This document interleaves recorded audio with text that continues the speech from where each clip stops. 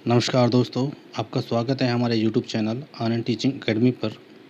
और जैसा कि आप सभी जानते हैं कि पैट एग्ज़ाम की डेट आ चुकी है। 20 अगस्त को ये एग्ज़ाम होने वाला है, जिसमें हिंदी का भी एक पोर्शन आएगा। और हिंदी के जो प्रैक्टिस सेट में मुहावरों का एक इम्पोर्टेंट रोल होता है। तो हम आपके लिए 20 क्वेश्चन लाए हैं जो मुहावरों से हैं और जो रिपीट हुए क्वेश्चन हैं। आयोग इसी तरह के क्वेश्चन पूछता है, तो आप इनकी प्रैक्टिस कर लीजिए अच्छी तरीके से। चलिए बढ़ते हैं अपने प्रैक्टिस सेट की तरफ। देखते हैं पहला क्वेश्चन। अकेला चना भार नहीं फोड़ता का अर्थ है। एक चना किसी काम का नहीं होता है, एक चना शक्तिहीन होता है, अकेला व्यक्ति शक्तिशाली नहीं होता, या एक चने से भूख नहीं मिटती। जैसे कि हम सभी जानते हैं मुहावरों का थोड़ा अलग मीनिंग निकलता है।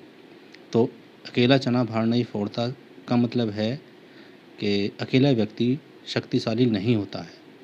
तो इसका सही आंसर क्या होगा? आंसर नंबर सी बिल्कुल करेक्ट होगा। आप सी पर निशान लगा सकते हैं। चलिए अगले क्वेश्चन की तरफ बढ़ते हैं और अगला क्वेश्चन देखेंगे।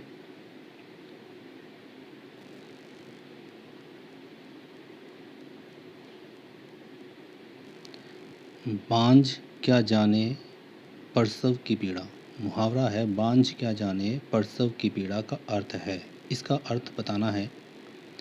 तो आपके सामने ऑप्शन दिखाई दे रहे होंगे। दूसरों का दुख दर्द नहीं समझना, सहानुभूति नहीं दिखाना, संतानहीन होना, या जिस पर बीतती नहीं है वही जानता है। तो इसका सही आंसर होगा जिस पर बीतती है वही जानता है, क्योंकि आप देख सकते हैं कि बाकी तीन तो बिल्कुल सेम मीनिंग में आ रहे हैं। तो ये तो अगला क्वेश्चन देखते हैं। आँख के अंधे नाम नयन सुख, मतलब इसका कुछ अलग हटके मीनिंग निकलेगा। चलिए देखते हैं अपने ऑप्शन की ओर। गुणों के विरुद्ध नाम होना, बुद्धिहीन किंतु पर्याप्त धनवान, ये तो हो ही नहीं सकता है। तो इसका सही आंसर जो होगा, आंसर नंबर ए ही सही लग रहा है, गुणों के विरुद्ध नाम का होना। क्योंकि आँख के अंधे नाम नयन सुख का जो मैच हो रहा है वो गुणों के विरुद्ध नाम का होना, इसी से मैच हो रहा है। बाकी तीन तो आप देख सकते हैं, बुद्धि किंतु पर्याप्त धन नहीं, धनवान नहीं, इस तरह के तो क्वेश्चन नहीं होंगे। अंधा आदमी प्राय गुणवान नहीं होता, ये भी नहीं हो सकता। और एक आँख का अंधा, ये तो बिल्कुल भी नहीं है। तो जिसमें अगला क्वेश्चन देखते हैं इसी तरह। खिचड़ी पकाना, तो इसका मतलब आप चार ऑप्शन आपको मिलेंगे, चार में से आपको एक सेलेक्ट करना है। तो देखिए कौन सा आंसर होगा। किसी के लिए खाना पकाना, ये तो हो नहीं सकता। दाल चावल मिलाकर बनाना, ये भी नहीं। भोजन बनाना, तो ये षड्यंत्र वाला ही सही होगा। किसी षड्यंत्र की तैयारी करना, ठीक है। आपको उसका अर्थ समझना पड़ेगा। अगला क्वेश्चन है। संडे अंडे सेना, अंडे सेना मुहावरे का अर्थ है। तो घर में बेकार बैठना, स्वार्थ सिद्ध करना, स्वावलंबी होना, और मुर्गों का चूजों के ऊपर बैठना, ये तो नहीं होगा। और आपका स्वावलंबी, ये भी नहीं हो सकता। स्वार्थ सिद्ध नहीं, घर में बेकार बैठना ही सही आंसर होगा इसका। सही है, बिल्कुल सही।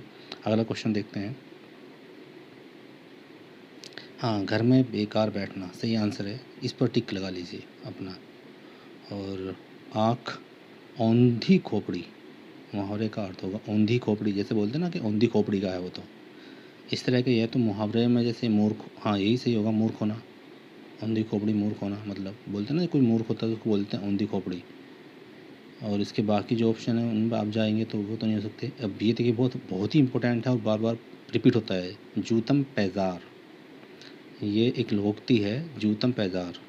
इसका सही आंसर देखेंगे तो लड़ाई झगड़ा होना, लूट मचाना, छीना झपटी करना, या किसी वस्तु की बहुतायत।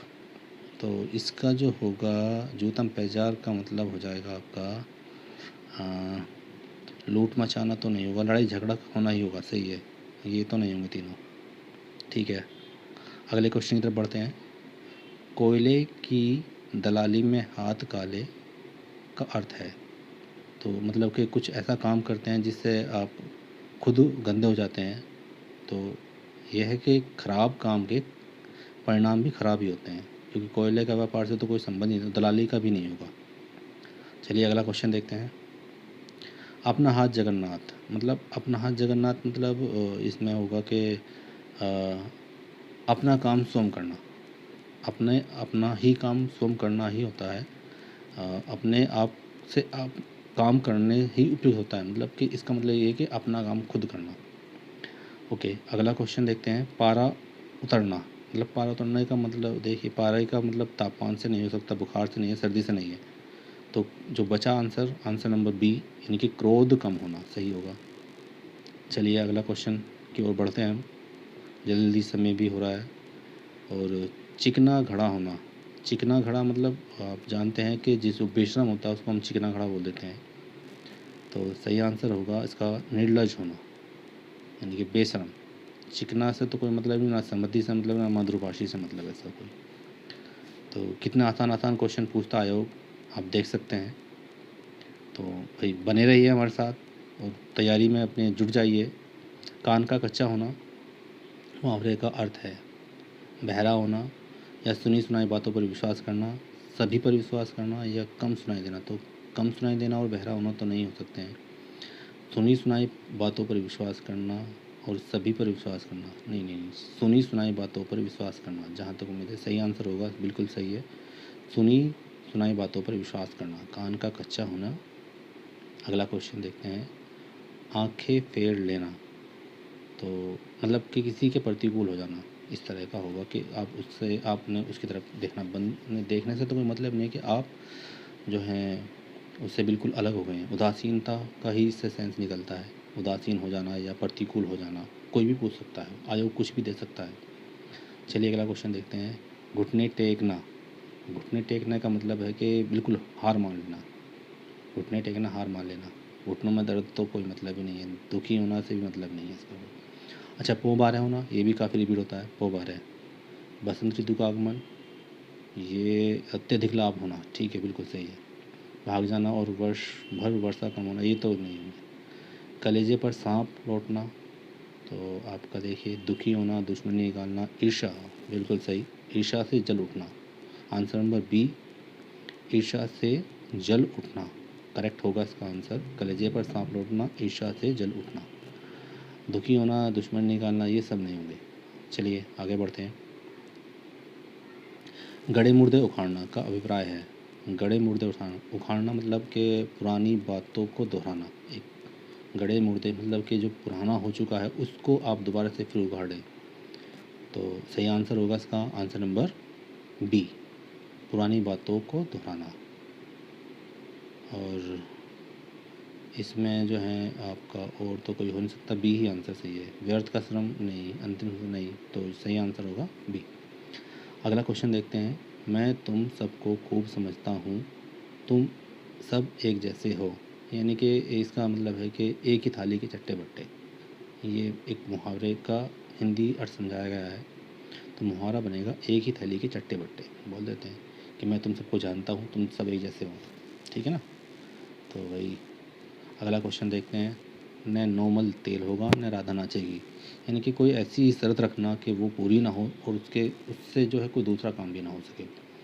तो इसका होगा आंसर नंबर डी ही सही होगा कि जो काम में आलस्य करता है, तो काम में आलस्य करना यानी कि एक ऐसी शर्त आपने रख दी है जो पूरी ना हो सके। तो सही आंसर आपका डी होगा। ओके, अगला क्वेश्चन देखते हैं।